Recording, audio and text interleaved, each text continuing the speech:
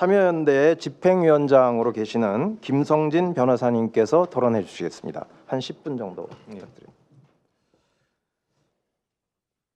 인터넷 전문은행을 위한 은산분리, 이것이 과연 해도 되느냐? 저는 거기에 대해서 이제 좀 중점적으로 생각을 해봤습니다. 은산분리 완화해도 되느냐?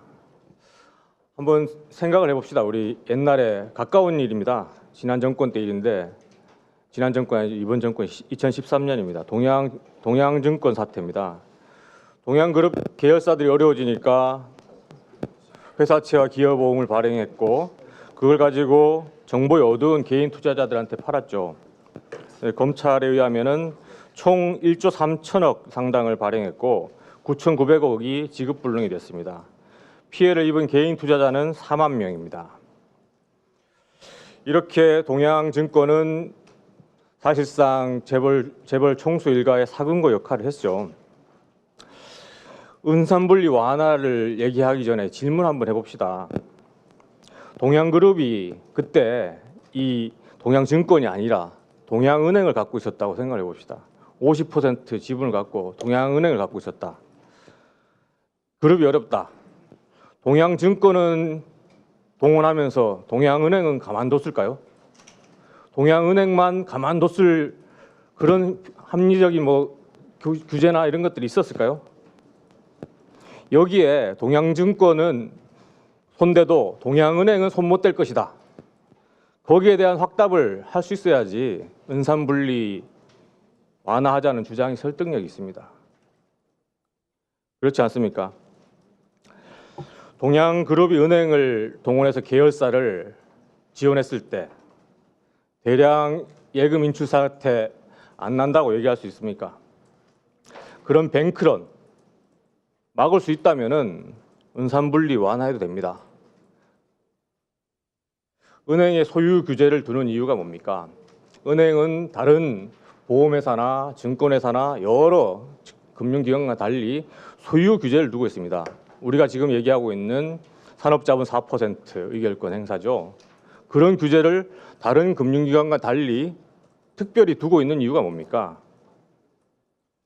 이 은행이 부실하게 되면 뱅크런이 일어납니다. 뱅크런이 일어나면은 그 은행만 문제되는 게 아니라 은행 전체에 대한 위기가 되죠.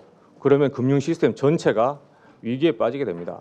그러한 은행의 특수성, 은행이 요구불 예금을 안 내줄 수 없다는 그런 만기의 특수성이죠. 그것 때문에 은행에 대해서는 소유 규제를 따로 두고 있는 겁니다.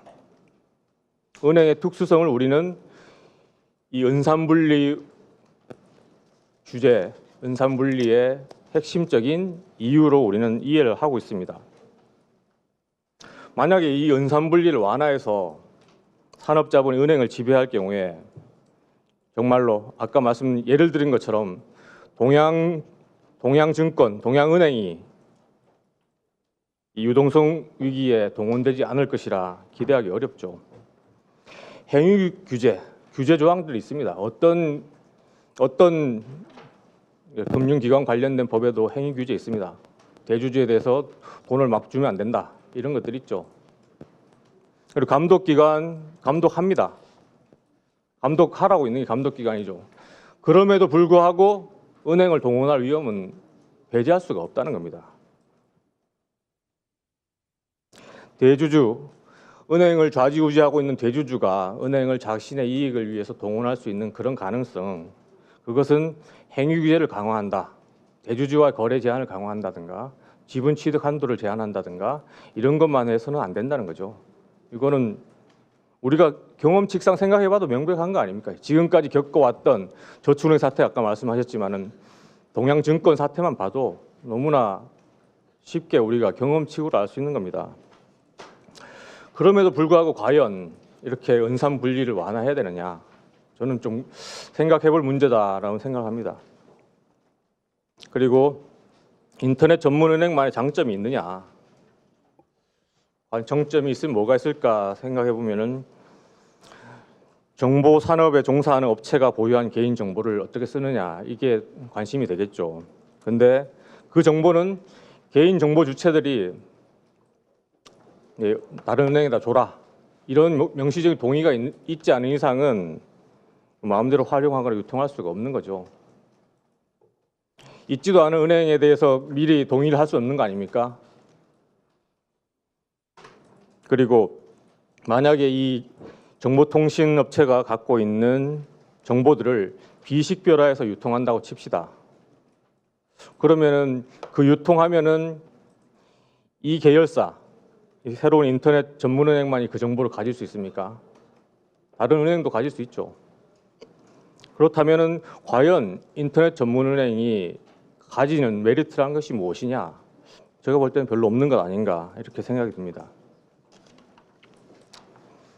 그리고 꼭 은행을 해야 되느냐 이런 질문도 해볼 수 있죠. 은행법상 산업자본의 은행 소유가 은행 지배가 제한돼 있다면은 산업자본이 즉 이른바 중금리 대출을 활성화해서 국가 경제에 기여하고 싶다면은 꼭 은행을 해야 되는가? 저축은행도 있다는 겁니다. 산업자본이 적극적으로 참여할 수 있는 금융 형태로 저축은행이 있습니다. 저축은행으로 하면 안 되는가? 개인정보를 활용해서 법적 테두리 안에서 중금리로 대출을 하기를 원한다면은 저축은행을 인수하거나 저축은행을 하면 됩니다.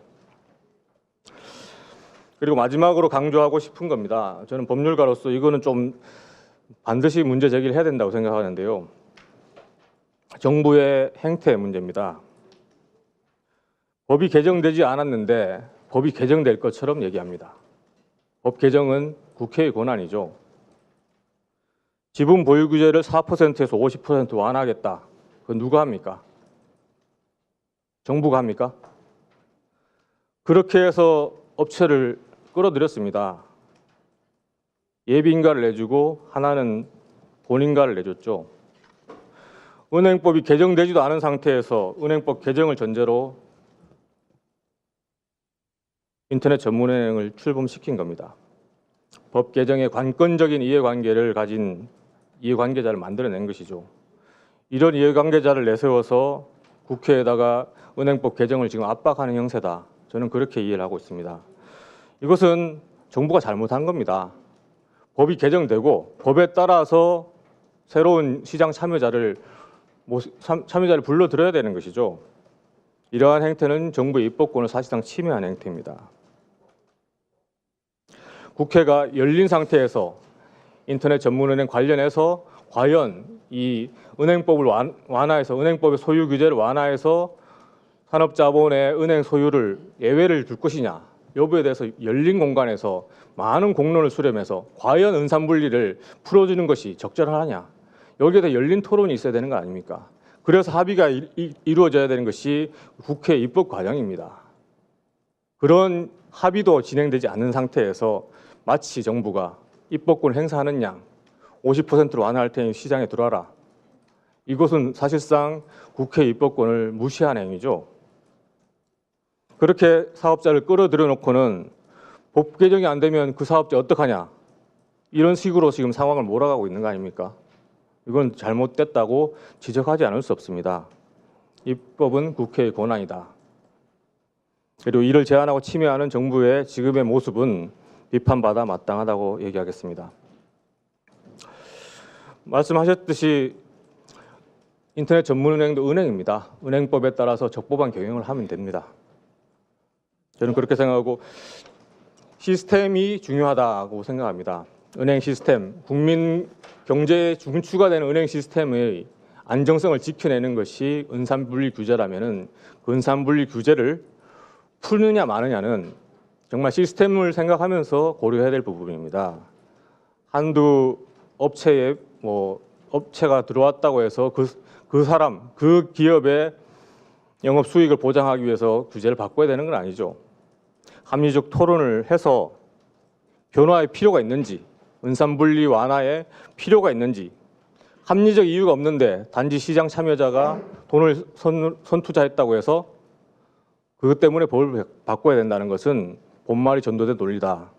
원칙을 바로 세워서 한두 기업의 장사보다 은행의 건전성이라는 우리나라 경제 시스템을 지키는 것이 은산분리 규제라면은 신중한 고려가 필요하다. 은산분리 완화를 인터넷 전문은행에 한해서 과연 할 것인가 말 것인가에 대해서는 신중한 고려가 필요하다는 말씀으로 마무리하도록 하겠습니다. 네, 감사합니다. 예,